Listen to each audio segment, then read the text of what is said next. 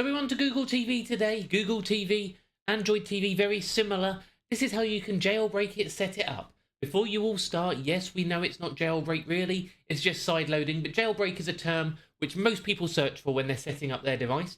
So we use it, so we can help educate and help more people. Really, you are sideloading apps from outside the Android ecosystem, from away from Google Play Store.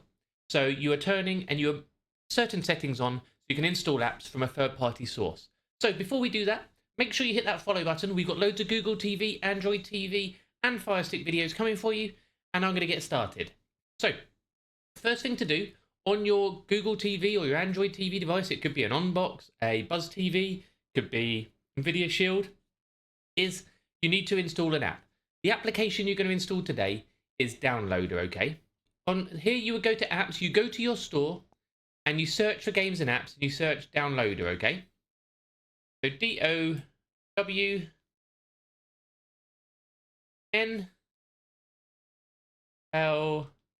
You can probably write as much as download and it will come up for you. Click search.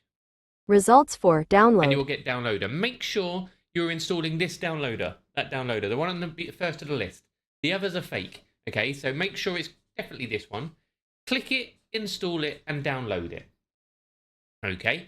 Once you've downloaded it, you can open it. And you click open. And when it's open, make sure if any permissions pop up, you accept those permissions, okay? You have to accept these now because Downloader does run adverts on its app. So this will pop up and you can now install. You will need to allow install from unknown sources, okay? You can do that via the install as you do it. So what you're going to do, I'm going to send you to my website. So you can type in here, you just simply type in the number 75726. Click go, and that will redirect you through to my website, to docsquiffy.com/downloads. If the redirect doesn't work, just type in docsquiffy.com. And once you're through to here, you would make sure you've got a VPN. It will tell you there if you need one. Click on app downloads.